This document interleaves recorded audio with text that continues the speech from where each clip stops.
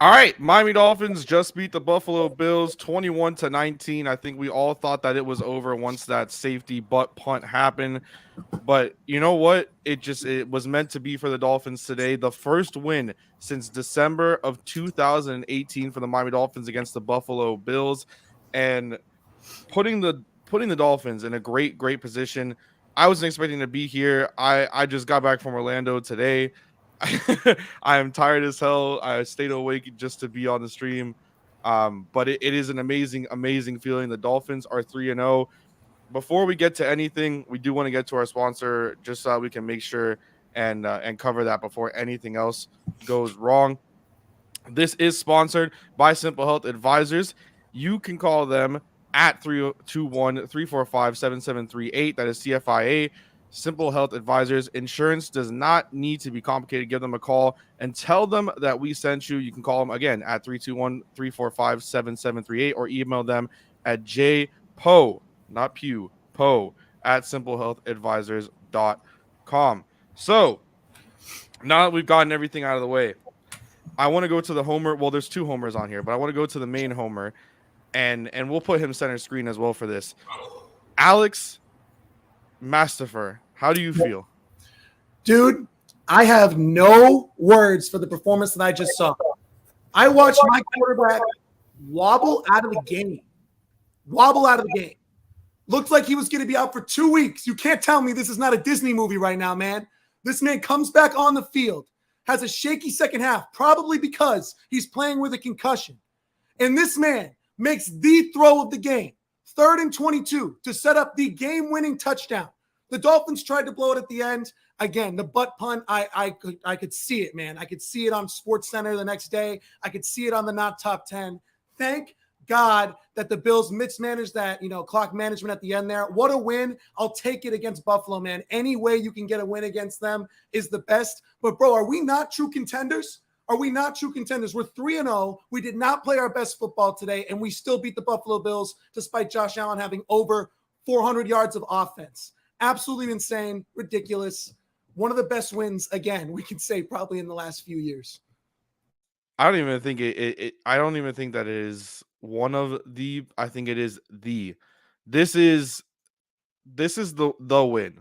Like, and I think that that's a very good way to put it in terms of the win, because I think we went on stream. I believe we predicted a 2-2 start, and now all of us are pretty much wrong.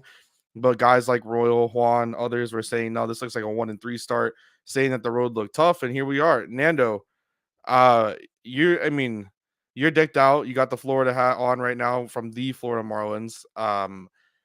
Who, they should be the Florida Marlins still, but it is whatever. How do you feel with this Dolphins game? I mean, you can go full homer, you can do however you want. Just how do you feel? Bro, I'm still at a loss for where I'm still catching up on my breathing. Man, the anxiety, the anxiety I had throughout that game, like I was just like, no, are we really about to blow this game? I mean, my heart is still racing. I'm still trying to gather my breaths on. I'm just like, we really just beat the Buffalo Bills. Like we're really 3-0, man. Like I don't even know which way to. I'm still in shock, man. I'm still in shock, but damn, it feels so damn good. I mean, what a game. I mean, the defense, like, listen, yeah, we gave up a lot of passing yards, but man, I mean, the amount of time that they were out on that field just grinding, man. You saw Jalen Phillips, all those potential turnovers that we could have got to seal the game. Yo, credit to these guys, man. They were battling with that heat. All these players going down, cramping up. But this team, man, this team just finds ways to win. All three of these games we've won in different ways, and that's just the beauty of it all. And you know what? We have yet to play probably a perfect game, and you're sitting at 3-0, first place in the AFC East. Yo, it's a new era, like my boy Alex says. But yo, I'm pumped. I need some time to gather my breaths here. I'm still like, wow, yo, 3-0 though. 3-0. It's an insane feeling. JMV, we were together over the weekend. You kept saying to me that, there's a chance, there's a chance, there's a chance. And I remember telling you that I was just nervous and didn't want to even have any hopes for it. I have to say personally, once Tua started the game and how the Dolphins started the game, I was like, oh God, we're gonna win this game and run away. And then obviously once Tua went down, I was ready to just lose it. Just wanted to stop watching, wanted to finally get some sleep. How do you feel as the second homer here on the panel? Oh, You should be good now. A win is a win. I'm happy. I mean, I think I speak for everybody. Our hearts were in our ass the entire fourth quarter. I think I speak for all of Miami when I say that. But no, I agree with you. When the first half was starting, as the game started rolling, because the Bills got off to an early score, we all felt like we were in position to win. And then Tua went down with the injury. All of us in the spaces, we were down bad at that moment. But Tua came back out. He looked a little off in that third quarter. It is what it is. The defense was out there for. It's crazy that I'm about to say this because I said that one of the keys to our victories was supposed to be control time of possession, and this shit was so lopsided. I have never seen a game this lopsided in my life. The Bills were out there the entire game. It felt like the entire game, and we pulled the win out of our asses. So a win is a win. We're 3-0. We got a short week off to Cincinnati to play the Bengals, and then a long and much needed rest before we play the Jets. Yeah, and this could be a situation where we still have, I guess, a 4-0 possibility. The Dolphins are the only undefeated team left in the AFC, which is, I don't think anyone would have predicted at the beginning of the year. Ant, I'll let you come in here just because I know you did join before the Captain Canada over there. How do you feel after today's game? Listen, man, y'all already giving that coach talk looking about the schedules in the week ahead, man. Let's enjoy this one, man. This one was so fun. I could say, obviously, when Tua went down in the first half, that completely killed the mood. I definitely accepted defeat probably for the rest of the season. And then you got that fourth down stop, and then I fully thought they were going to win. And then, of course, you got what's probably going to be the infamous butt kick, butt punt, whatever you want to call it. And after that, I 100% accepted defeat. We had all seen this movie 1,000 times. Josh Allen was going to go right down the field and kick a field goal as time expires. So the amount that I have right now, I actually can't put into words. And I kid you not, I was watching on cable, and as soon as that last play happened and they had caught that pass and they're running back to spike the ball, the second there was 3 seconds left, my whole cable went out. It started glitching. I don't know if that's because a lot of people were turning to the channel or what, but it glitched for about 15 seconds. I had no idea if they got the snap off until time finally comes back, and I just see that beautiful graphic final, 21-19 Dolphins, and then I started celebrating a little late there, man. But that was awesome, man. To go 3-0 and to beat the teams that you beat, you cannot ask for anything better than that. So just to go over it, Mike McDaniel, and this is an Ari Mirov tweet, but I mean, it's not like you couldn't just look this up yourself, but shout out to Ari Mirov. Mike McDaniel's 3-0 to start his head coaching career. He has wins over Bill Belichick, John Harbaugh, and now Sean McDermott and the Buffalo Bills, a team that Royal and I's favorite coach could not beat in his tenure as a Miami Dolphin. Captain Canada, how are you? I'm feeling great. I'll be honest. The first things first, I'm really glad Tua is okay because I'll be honest, when he first initially went down, like, that was scary. Like, that's something you see in boxing and UFC. Like, that is seriously something that, like, you don't see, like, in football all that often. And I just think it's crazy to think that he came back into this game. Like, I thought he was done for the game at least. And I thought he was missing Thursday too, probably, just the way he went down. Like, you don't see that all that often. Like, it was kind of crazy because it wasn't even right after. Like, he got up, he stayed up for a little bit. You saw the offensive lineman kind of helping him up. And then he fell. Like, that's so scary when you have a delayed reaction like that. So that's the first things I want to say first. Like, I'm just glad Tua is okay. That's first thing, health over everything. Like, just glad he's okay. Especially even the Bills players, like, man, everyone was going down. I'm not gonna lie, there were just so many stoppages. It was a very slow, kind of sluggish game in terms of all the stoppages and all that type of stuff. I'm just glad it seems like everyone's okay. Obviously, the Miami Heat is different, so shout out to that. But the Bills tried to bring, like, air-conditioned benches too, by the way, which I thought was crazy. Like, that was wild. But shout out to the Miami Heat kind of doing their thing. And obviously, again, slow-moving game. The Bills seem to have the ball for the whole game. But, man, when you have a quarterback and come up clutch like that with 3rd and 1 million, it's literally 3rd and 1 million, and Tua finds Jalen Waddle deep down the field, cover 2. Jalen Waddle obviously beats that coverage. You love to see that. So shout out to Tua. Now, for the entire game, like, the defense really showed out when Josh Allen threw 63 times and they only put up 19 points. Obviously, there's missed field goals and stuff, but there's also dropped interceptions, which I think balances it out. There's a lot of dropped interception stuff like that. So I just think it was a fantastic game. Complimentary football, as the Dolphins like to put it. Adversity is opportunity, and I love to see it. Yeah, I want to bring something up, or a few things up really quick, just because, and I know Royal, I know you're producing, but I gotta bring this up for you. You know, there's a few things I would like to show the class before we get to other things. The first one is this picture. I think it's just by far got to be the greatest still that we could ever have in Miami Dolphins history, where Josh Allen is resting on Tua's shoulders as Tua packs him on the back. And then the second and third are just these scenes. We can't show the clip because copyright infringement, but it's just it's a good life. It's a good life. Tua's obviously the big one, right? And you touched on it there, Jay. But Rappaport did tweet out that I guess it was a back thing more than it was a concussion thing. I want to ask you, Nando, how do you feel about Tua coming back into this game? I know a lot of people probably weren't happy with how it went and how he kind of was in the game, especially because it seemed like Jay said that he just wasn't walking. It looked like he was going to be out for the rest of this game. Next weekend, we'd see him against the Jets. How do you feel about Tua being placed back into this game? I'm gonna be honest with you. Once it happened and I saw him kind of limping like that, I was like, "Oh man, he's done." Like, there's no way that you have a head injury and you're gonna be able to return in this game. It was a complete buzzkill, man. Like that. Once Teddy came in, I was already just down. Like I was giving up, and even in the halftime spaces, I was drained. Like I gave up. I threw in the towel. But the fact that he was able to come back out, I mean, I thought right away, like, damn, this is really happening? And it was like something out of a movie, but right away, when he came back and he did connect to Tyreek Hill, I believe, straight out of halftime. But then I started realizing, I said, I don't know, something is not looking right about Tua. Maybe, if God forbid, if he gets hit bad, I think he's done and he's possibly missing a lot of time. Like I was really concerned. Then I started questioning myself, like, is the league trying to cover something up, or is he really good? I still don't know. I don't know if Tua was fully like okay and recover from that at all. But hey, the fact that he was able to come out, the fact that he wanted to come out, the fact that he was coming out of the tunnel, pumping up the crowd, like there goes to show you, like, this team just doesn't give up. This team is full of leaders.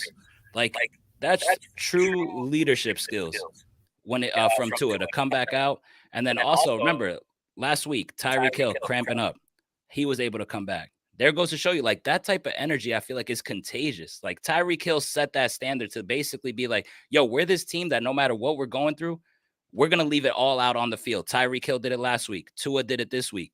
And it looks shaky, but hey, that drive, the one that we scored to go up, to put up 21 points, I mean, how about that deep throw by Tua right on the money to Jalen Waddle? Like, that was beautiful, man. So, hey, if he was recovered or not, it sure looked like it. Listen, when the time was right, he made the right plays, delivered that last touchdown drive that we needed. And ultimately, that's the reason why we won the game. So the stats, 186, 13 for 18, 1 touchdown, only got sacked once, no turnovers at the end of the day. And that drive was just beautiful. And like also like Jalen Waddle, I mean, 4 catches for 102. Like, listen, all I'm seeing in this overall is leadership, pure leadership and determination to never give up. Dude, I honestly, it's crazy because for me, just sitting here, like I was sitting here just chilling, watching the game, getting nervous, heart, pumping like I believe everyone else was. And it just was the point in time where I couldn't believe it. Like the game had ended, everything was done, and I still just could not believe that it even happened. And Tua to Waddle, I think we were talking about it in the chat a lot. That becomes a time where I think it's like the big boy pants were on, where we were already saying, okay, after last week, Tua's got it. But now that was a play where it's like, all right, this is now, I think, where we can comfortably say, all right, whatever, if the 1 or 2 throws could be intercepted. Yeah, Tua had the one really bad throw today, but the Bills should have had 4 interceptions just thrown by Josh Allen. So at that point, it is, something crazy. Alex, you have Tua is him. Do you have any homerish thoughts on his performance just in general? I know the second half was lackluster because of other mitigating factors, but I want to go back to we never really talked about it because, I have no voice right now, by the way, so I apologize from all the screaming, but that touchdown to River Craycraft was one of the best throws he's made since being here. And nobody talked about it. It was probably the best throw. It was probably the best throw. It was insane. And he was looking really sharp. And then he came out in the second half and he clearly looked somewhat injured. I'll be honest with you. I don't buy the back thing because they initially said that he was out and questionable with a head injury. So I don't know if that's how they justified him coming back in the game. Some people on Twitter were saying he just got helped up too fast, but like, I don't know, man. We'll see what he looks like on the injury report. But Rapport's pretty trustworthy. So I wouldn't, It seems like Rappaport, I don't think, would tweet stuff out unless he at least has I agree. some He sort also works of for the NFL, inkling. so to be fair. Either way, Yeah. like I could not. I was with you, Nando. I was kind of like, that pick six almost happened, and I was like, is he pressing? Was that just a quick read? I don't know. But he came out there and threw 2 bombs to Jalen Waddle, and I was like, all right, like you put your dick on the table, man. Like, to put it simply, and you were just like, we're gonna do it. You're gonna throw it, and you're gonna throw it up. And fucking Jalen Waddle made incredible plays. Tyreek Hill's stat line looks bogus today, but you should see the way the Bills defense was looking at him when he was moving, man. Those 2, when he ran it in twice in the end zone, they were following him the whole time. So for me, for Tua, it was such a weird game. He barely got the ball all day. He only threw the ball 18 times, came in injured. For him to still deliver the game-winning touchdown pass, I think it says something. And again, it's a lot easier to look at the stat line, especially after last week.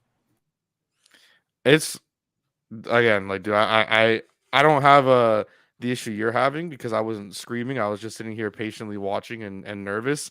But it really is a loss for words to think about everything that was happening. And I want to get you in on. I guess I want to stick around kind of the Tua injury just to get everyone's thoughts on it, just because I think we all had our own little court. I don't know, quips about it. That would be the right words. I believe. What are your thoughts on the injury situation? Listen, I'm not sure if we all felt the same way here, but as soon as we saw him try to get up and walk and he wobbled and he fell, I saw our entire season flash before our eyes. I don't know if that was a little dramatic or not, but obviously if he has a concussion and if he's in protocol for a couple weeks, if he misses a few games, obviously he'd be out on the short week on Thursday night. That's kind of the season right there. This race in the AFC, and obviously the AFC East, is too close to be missing that many games, especially when, Teddy Bridgewater, we love him from Miami, but I want to talk bad about Teddy, but let's just say he doesn't look the best. So I honestly saw the whole season flash before our eyes. And then obviously we got the great news that he was pumping up the crowd coming into the second half. But truthfully, I wasn't too hyped when I saw that because I really wanted to see if the offensive linemen were still there. Because as soon as we saw Robert Hunt go down, I was watching my boy and I said, watch Tua's blindside there. I said, he might get hit. And sure enough, there was a delay, and that's when he got hit late, got the concussion. And then we saw Little go out with the hand. So Little was obviously back in and out, but I was happy to see they got Hunt back, and then they were able to protect him relatively well the rest of the game. And obviously it worked out for them. Yeah, the injury concerns on the offensive line are something huge, and I want to get your thoughts on that, JMV, just because you are one that I'm sure is going to have some opinions on this. We have a quick turnaround on Thursday. You got to get into this next game, and you got to go. You're 3-0. You're the only undefeated team in the AFC. Somehow, some way, it is what it is. You're number 1 seed as it currently stands. Huge, quick turnaround. The Bengals played better today, and you're going to have to go into their house on a Thursday night and try to come away with a win and try to finish off what most people look like the 4 games of death, 4-0. What are your thoughts on the offensive line injuries and what they can do to try to help it out, come Thursday? I just want to give a shout out to the offensive line. They were banged up. They came into this game banged up, and they did their job. It didn't matter who was out there. Tua took a couple of hits, but for the most part, this wasn't anything like the last 2 seasons. Okay, the offensive line did their part. Tua had time in the pocket. The run game, from the majority of the game, was efficient. Not what we would like for it to be, but it was efficient for the majority of the game. But at one point, we had Robert Hunt move to right tackle. Then he got moved back to right guard when Robert Jones got pulled out. Then Greg Little came in. Then Greg Little left again. It was a disaster. And on top of the disaster, Terran Armstead also playing through a toe injury. On top of all the disaster that was going on, this offensive line looked better than the offensive line in the previous 2 years ever looked. It was not even close. So shout out to the offensive line. I am less worried about it going into the Bengals as we just played the Bills, and that's one of the most ferocious pass rushes we're going to get all year. And for the most part, they kept Von Miller in check. For the most part. He got to the backfield a few times, but it's much better than any of us would have expected going into that game because a lot of us thought that Von Miller was going to be a force in this game. And for the most part, he was kept in check. So I'm impressed with what I've seen from the offensive line. I'm less worried about it going into Cincinnati. We got some other problems to deal with, but short week. I'm excited. Short, very short, and it's for both sides. At least it's not just the Dolphins. It's both sides. Short week for both sides. They're banged up just as much as we're banged up, so let's see what happens this week.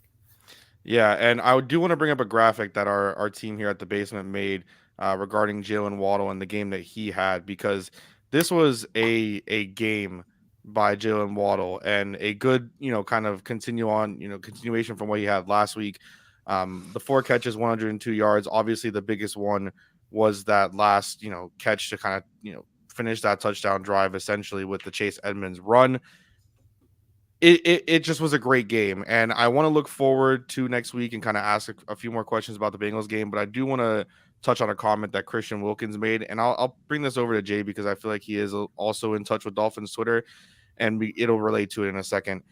Christian Wilkins said, "All year Tua has been our heart. He knew we needed him, and he did a great job in that regards to him coming back in the game." And then I saw a tweet right after that said, Twitter is not ready for Dolphins Twitter as we are 3-0 and the only undefeated team in the AFC left. Do you think that there is any possibility that the NFL world is ready for the next 3 days up until the Bengals game? No shot. No way. There's no way. And by the way, again, not trying to jump too far ahead, because I think this time we'll obviously get to see Tua throw a little bit more. And listen, I'm all about the Miami Dolphins, but national media, they clearly only care about one player on our team, which is unfortunate just because we have so many other stars. Sorry, 2 people, because we have Tyreek Hill now. But we have so many other guys. Like, I remember being on Twitter and, like, people were talking about Xavier Howard versus Stephon Diggs. And everyone's like, well, I guess Stephon Diggs is going for 200. It's like, dude, Xavier Howard's like a top 5 corner, and people just don't, like, even know. So I feel like he's had a rough few weeks, though. But yeah, but, he's still, I think his kind of his report from the last kind of 3 years, I think, still puts him in that top 5 kind of tier. We know he's an elite cornerback is basically what I'm saying, and he should be talked about more than he is because people just don't know who he is, to be honest. So they only talk about Tyreek Hill and Tua Tagovailoa. So I don't think they're ready. I think Dolphins Twitter is about to be crazy. I think this might be the best chance of us all being united, which I know is something that usually doesn't happen with Dolphins Twitter. I'll be honest with you. Like, I think that never happens. That's something that is very rare on Dolphins Twitter because I love it and I hate it. So I just think this is a time where we can all unite, and God knows what happens. We go out there. National game, and Tua shows out. We beat the Bengals. We're 4-0 on top of the world. God knows what will happen. So who knows what's going to happen over the next 3 days? And if we beat the Bengals on Thursday, when we beat the Bengals on Thursday, Twitter might crash. Is what I'm going. Like, I don't know what the server situation is, but servers might crash because Dolphins Twitter is going to go crazy because this is the first time, and I don't know how long since we've had something like happen like this. And I would say, if we do win those 4 games in a row, I would think this shits on the 7-game win streak from last year. Absolutely. I would go as far to say that just because of the teams we beat, the quality of the team, the way Tua's playing. I just think if we go out there, maybe it already is at 3-0 after beating the Bills because we haven't beat the Bills in so long. It feels like it's been a million years. And look where we are, man. Look where we are. Look at what we've done. I think this is a time for us to unite. This is a time for us to be happy. This is a time for us to show out. Wear your Dolphins jersey to class. I'm going to wear my Dolphins jersey to class. Wear it to work, wherever you're going. It's time to be loud. It's time to be proud, baby, because it's a new era of, like, Dolphins football. Mike McDaniel's brought on a new era where we beat the Bills. We don't just get crushed and demolished by the Bills. Where we win games when we're down 21 heading into the fourth quarter. This is a new era of Dolphins football. This isn't a Brian Flores era. This isn't the Adam Gase era. This isn't an era of football where we're losers. Literally, that's what we were. We were literally losers. That's what we were. And now we can throw the dubs up, baby. Throw the dubs up because we're 3-0, about to be 4-0, about to shit on shitty-ass Joe Burrow. We might have been, as you referred to it as losers, but 7 wins, after starting we were still mid. Like over the last decade, Kai, do you have the graphic of the next 8 quarterbacks after that Bengals game? No, but I can have Roy A. Shepard. That graphic. If we win that game, bro, we're looking at 13 or 14 wins on the year. You can call me a homer. That graphic of the next 8 quarterbacks after the Cincinnati Bengals is crazy. Absolutely. What we got to play the Jets twice. We get to see Mac Jones again. Aaron Rodgers is throwing to draft picks. I don't understand. What are we talking? We just beat the Buffalo Bills. The Aaron Rodgers one is a little soon. The Dolphins beat the Buffalo Bills, and they did not play their best game by a mile today. Listen, you guys have been watching Dolphins for a long time. It would not surprise any of us if they go out there and lose to the Jets twice. No. After this. Okay, no. We gotta have Trubisky still looks like garbage. It would be the most. That's right after the Jets. If we're talking about that game against the Steelers, Tua's going to come out. He's going to throw a deep bump to Tyreek. And you know what he's going to do? He's going to stare down Brian Flores. That's what he's going to do. He's going to stare him down. Maybe bring out the golf swing. Maybe bring out the golf swing after the long touchdown just for Brian Flores. That's what he needs to do. Somebody should get that to Tua. 3rd and 22. We don't call a deep pass under Chan Gailey and Brian Flores. We're handing that shit off. Have y'all seen the Pat McAfee clip when he does the golf celebration after the punt? That's what Tua needs to do, and just stare daggers at Brian Flores. That's what I want to see. I mean, Brian Flores' defense has been up and down. Well, I guess it's not his defense. He's just an assistant, but it's been a little bit up and down. We're going to go through these quarterbacks. We don't have a graphic, but I can just kind of talk about it as we have it here. So are we referencing after the Bengals game, JMV, or are we just going to talk about from here on out? The next 8 after the Bengals game. After the Bengals. So we're not counting the Joe Burrow. All right. No. So you got potentially Zach Wilson.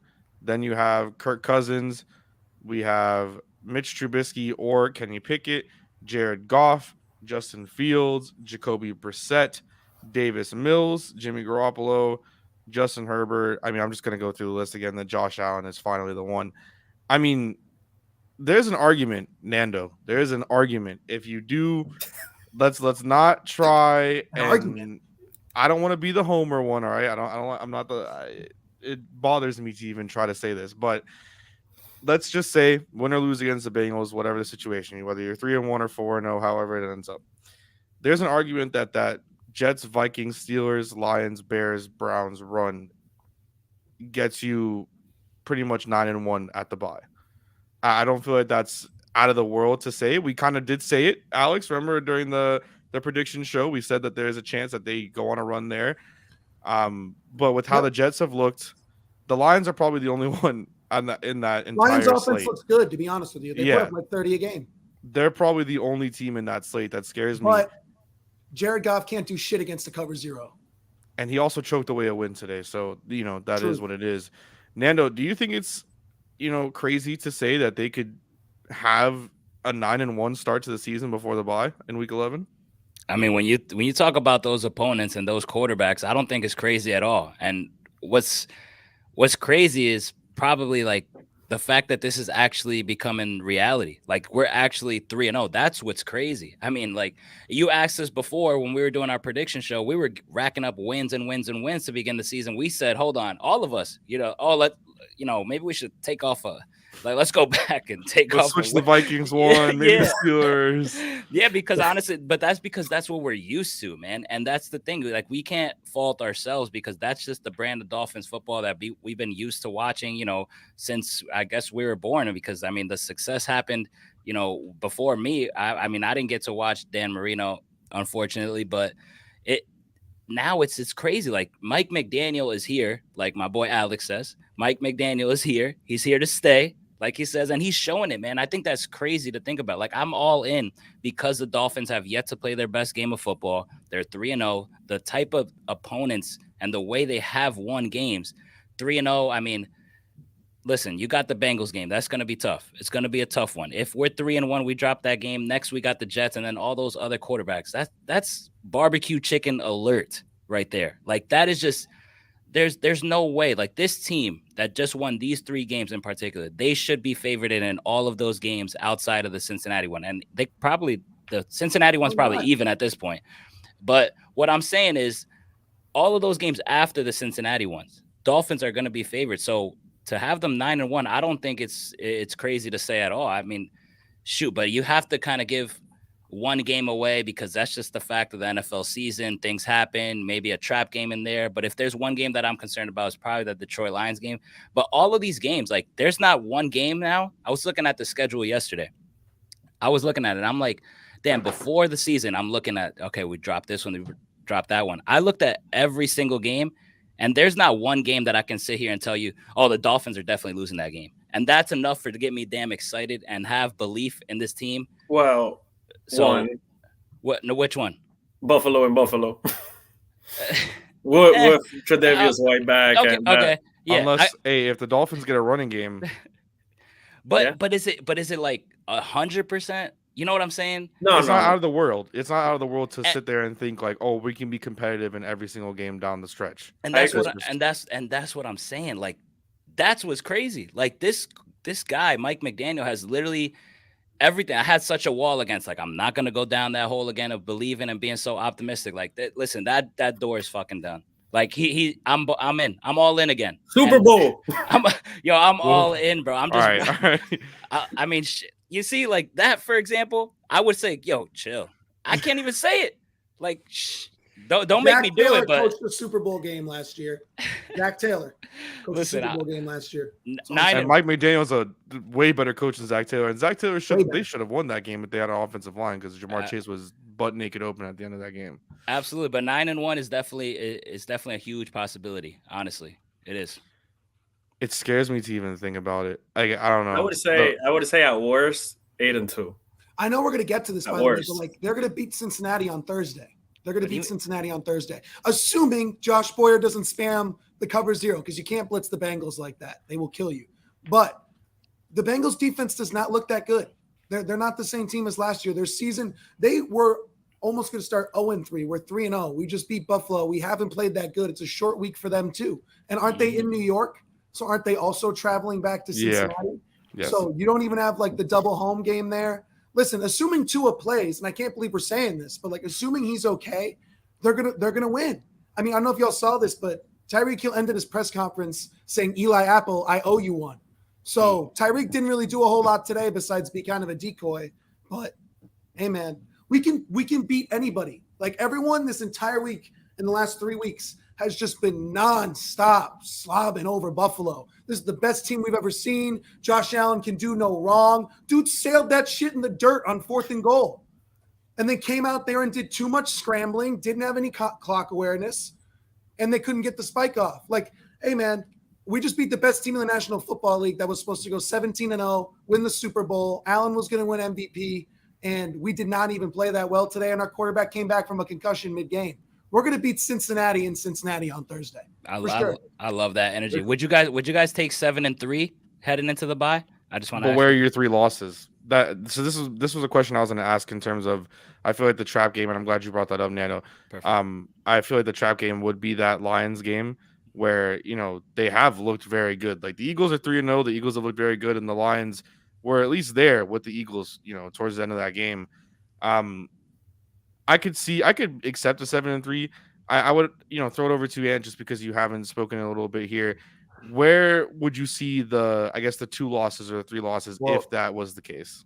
I haven't spoken because I'm hesitant to really bring down the mood, but allow me to be a little bit of voice of reason here. Okay. First off, I'm just as excited as the next guy, but let me reminisce a little bit. All right. Do you guys remember in 2013, we had the great Ryan Tannehill at quarterback, Lamar Miller, Mike Wallace. The Miami Dolphins started that. You're not comparing that 3-0 year to this. Let me finish.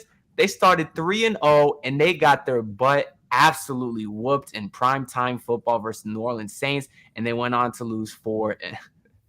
Ryan Tannehill, the most average guy in the league, and they got their ass absolutely kicked by the Saints, went on to lose the next 4 games. I'm sorry if I still have some PTSD for that. The most Dolphins thing they could do would be to start 3-0 and then have some incredibly terrible collapse somewhere in the middle of the season. The most Dolphins thing would be to blow this game. Exactly. It would be. Yeah, and we did it. Everything. And It it's would be. all good. It's all good because we're starting off well, and if we win the next game, let's say, because listen, there's gonna be a game we lose. That's just how the NFL goes. The Jaguars beat the Bills last year. That's just what happens.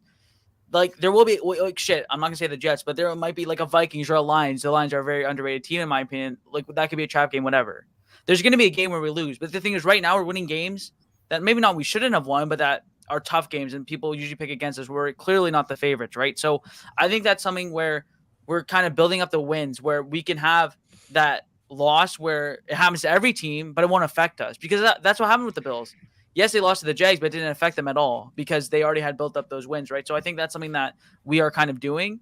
And I think if we can continue to do that, that would be tough. And obviously if we go on a losing streak, that's a different story. If we lose multiple games in succession, that's a different story, right? But I just think the way we're playing and the way Tua's playing, the way Mike McDaniel is head coaching, I think is huge because I felt like we barely had the ball.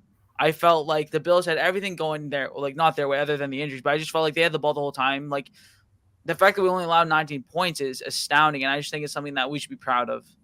Well, you're right. I don't want to be full homer here, but I just want to point out a comment that you said that we could drop a game and then not affect us. I don't know about you. I'm trying to win the division. I'm not trying to go into the playoffs and play Buffalo in Buffalo. I'm trying to play Buffalo in Miami.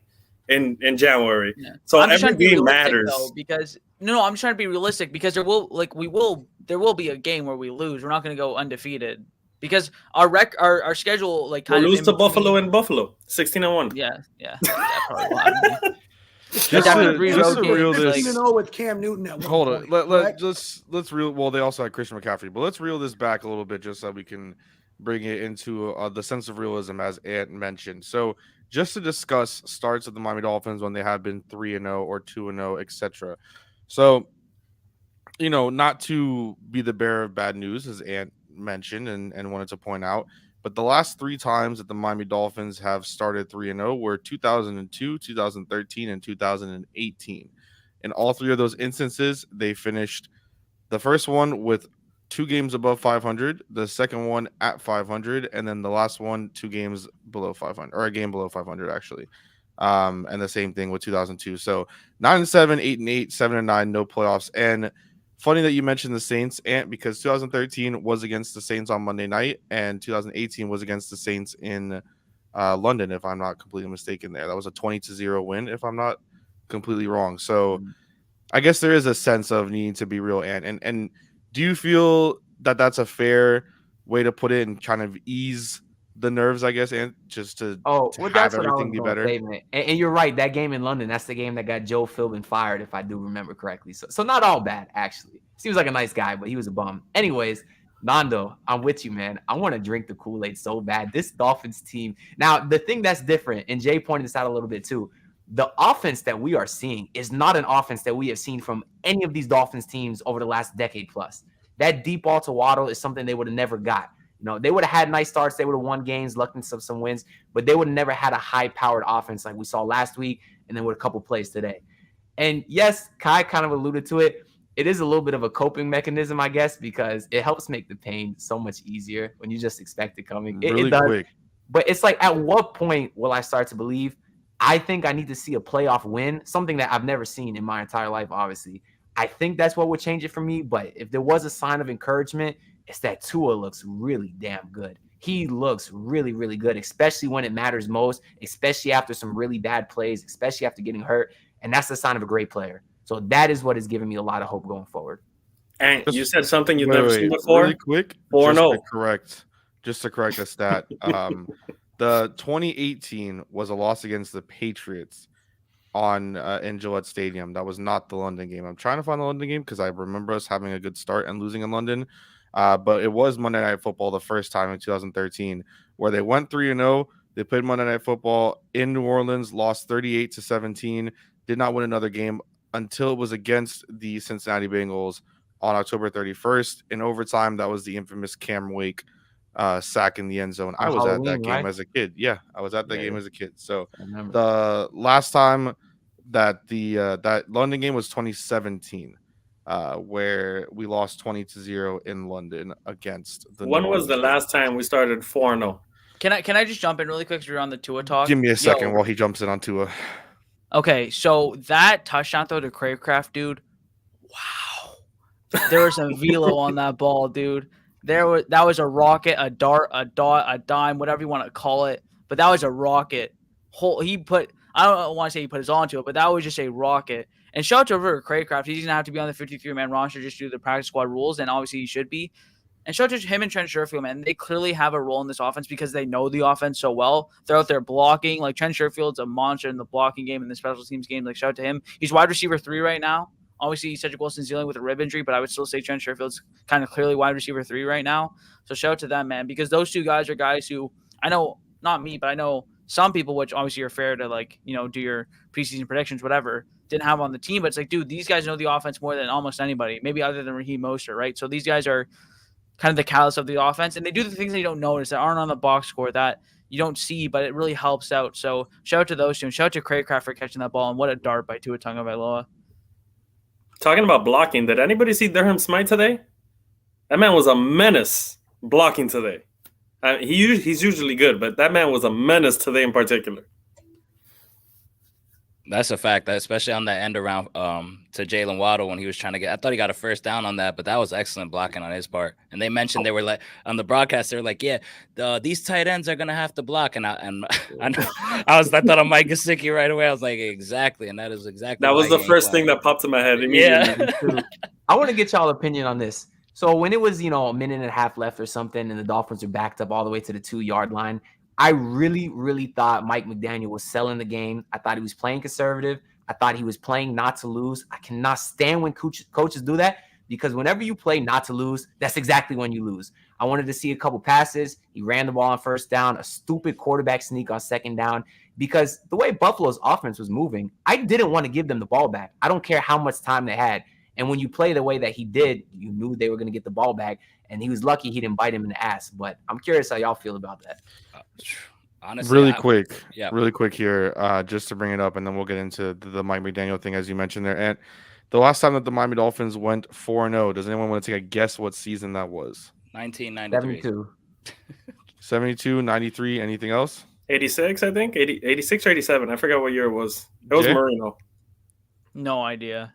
Alex? I wasn't born. I can tell Yeah, you. like I wasn't alive, so It was literally like just it's a hard. concept, an idea. So the last I was even a time- concept. Yeah, I don't even think yet, dude. I'm even younger than you, bro. I don't even know. The last time the Miami Dolphins went 4-0, I'll tell you the year in a second, but their first win was against the Jets, 52-14. Second win against the Patriots, 20-3. Beat Pittsburgh, 23-10. And then to finish the 4-0 stretch, beat the Cincinnati Bengals 4-0 to finish there, winning 26-23. That was in 1995, excuse me. Damn. So last time was 1995. So it has been a long time. And a great thing about that, as we are the Miami Dolphins, so we do have to bring in depression every now and then. They did not do too well that season. They lost to the Bills in the playoffs. So you can take everything for what you want to have it as. But and you were mentioning Mike McDaniel, and you were going to ask Nando, or Nando was going to answer about that. Nando, if you want to finish that over there. No, yeah, I was kind of questionable, like, with his decision making there when he was playing not to lose, and I was like, damn, if you were going to punt like that whole time on fourth down, like that was your decision, I rather have seen on third down, instead of that play action I would try to run the ball once again to try to get some yards, because it's like, if you were going to punt and you were willing to basically give up a safety, like, because that's why else, I would have just ran it on third down. And I was just like, yo, why wouldn't he do that? Like, why not? But obviously, luck was finally on our side, finally, for once at the end of the day. But that's the one drawback I had on that. I thought he absolutely should have ran the ball on third down, try to see what you can get there.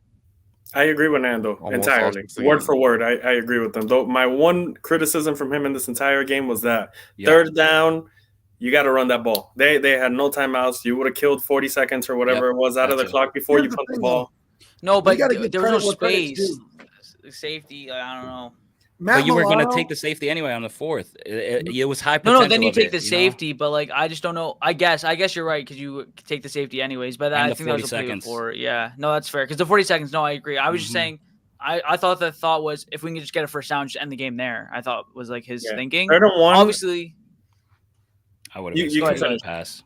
No, actually, obviously, like, there's a difference of opinion there, but like, I don't think it's the correct decision, maybe, but I also don't think it's like the worst decision ever. Like, there's clearly some sort of like positive thinking. Whereas like on a play like with the Jalen Waddle like screen pass last year, it's like, okay, what was even like thinking there? You know what I mean? Like, at least there was some reasoning behind it, right? Like, there's some sort of like plan behind it. You know what I mean? So that's kind of what I thought. But like, even still, like, you take the run play, because even though you're gonna get safety, I just thought at least there was some sort of kind of idea behind the play.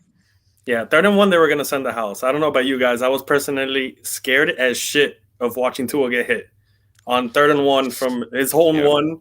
The little bit of room that they had to get to Tua, I wanted to run that ball. I disagreed with the pass on that, but maybe you get lucky. Mostert and Chase Edmonds are both quick. They're shifty. Yeah, maybe you get lucky. You get 4, 5, 6 yards, whatever it is. You don't have to get the first down, but you don't give a safety. And the second. But Mostert got dominated today by Matt Milano 3 different times. 3 different times. Matt Milano, one-on-one, destroyed. Wasn't even close. Just as we start to round out here, I'm going to throw it over to Jay in a second for something, but I do want to mention that Tua did say in the press conference that he was dealing with a back injury. So take it for what it is, but he said he was dealing with a back injury and was having trouble throwing in the second half, and described how he got injured. So I don't want to go out there and diagnose people and say such as so and so had a concussion. I think with what back injuries do and how our spines and nerves can do a lot of things, I don't think it's completely out of the realm of possibility that that is true. And as per reports from Ian Rappaport and I can't remember the other NFL Network guy right now, but two NFL Network guys had reported that Tua was in fact dealing with a back injury and that he wouldn't be cleared for concussion protocol if the concussion, if he actually had a concussion. So just to put it out there, I know we're all conspiracy theorists, but I think two guys working for the league putting out what happened and having, backing up evidence and Tua himself saying it on a panel is enough to say that it was a back injury. If he's going to a press conference he in literally his right room slumped. with a bunch of cameras, he's probably I don't think True, he's got a but he literally slumped. Like he literally just collapsed, which Well, I if don't his know. back- I mean, it's your scared me. back. Your back is your locked up spine. on him, and, like, Yeah, I don't know. yeah. I'm not a doctor. I'm just saying, like that's some What crazy scared shit. me was That's what I'm him saying. grabbing his head when he fell. No, yeah. That it wasn't necessarily him falling. It's that he literally grabbed his head. I was like, "Oh, this man's got a concussion." But again, That's we what don't know worried if our me. body's signaling to the head, but it's actually from the back. Like we don't know. So Right. Jay, I know you wanted to bring something up, and then we'll wrap it up here because we are okay, a little yeah. over. So this will definitely take us to around the finishing of the episode. Now I was actually just gonna keep this at one question, but it's actually two because, and I know it's only after 3 games. Like trust me, I'm well aware of this, and this is just kind of like a more of an experiment or whatever you want to call it, like a hypothetical. But one, do you think Mike McDaniel is the franchise head coach? And 2, do you think Tua is the franchise quarterback as of right now? If you had to guess, if you had to put your stamp on it right now, because I think that's really interesting because I think it's an interesting question. I think you've seen enough, maybe not too much, but not enough to warrant a complete answer. But I think you've warranted enough, kind of about what your ideas of projecting him going forward. So that's just like the 2 questions I have that I was really curious about. Well, I'm gonna jump in here and say yes and yes to both questions. Kai and myself were both banging on the table for Mike McDaniel. Both of us, we were campaigning for this man. Not just this year, the year before this, we were campaigning for this man to be offensive coordinator. And we got stuck with 3 dumbasses at offensive coordinator. Not 1, not 2, 3 incompetent people at offensive coordinator. So that's my guy. And Tua's been my guy for a minute, but he's finally proven it. Look, all I'll say on that is that there is not a single person on Dolphins Twitter or in the entire world beside Mike McDaniel's blood relatives that were banging the table for him to be the head coach as much as the person who is speaking into this microphone right now. So that answers your question on that. I'm a close second. Give me my credit. After I got done with the bitching that we fired Brian Flores for being an asshole, here we are, and I was campaigning for it the second that I saw the man. I don't know what it was about him, but I was just like, damn, this guy's gonna be an all-time coach. I'll let other people answer, but that just I'm a Mike McDaniel guy. I like Mike McDaniel just because. Wait, I want to know. I want to hear his stupid thing. If besides the fact of me tweeting last week that Tua was dog shit, and again, as I've stated multiple times, I don't believe in tweet deleting. If you delete tweets, you're a little bitch. You stick by what you tweet. If you delete tweets, you're just a bitch. I'm just put that out there. Can I just interject real quick? According to Tom Pelissaro, the NFLPA is initiating an investigation into the Dolphins' handling of Tua this game. I doubt that even goes anywhere. I already upper ass an investigation, so I think it'll be fine.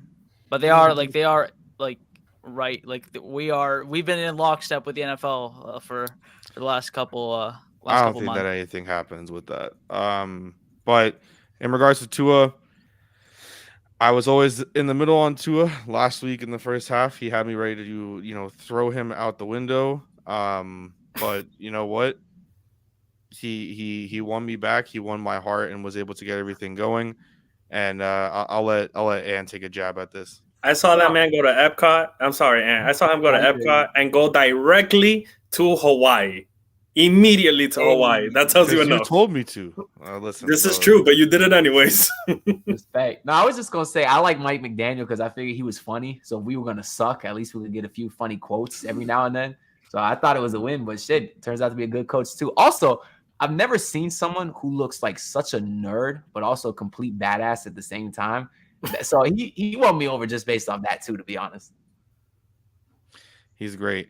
We're just gonna round it out here just because we are going off any other things. I do want to ask just, Alex, if you have any other, anything else that you want to say. I was just gonna say, man, I think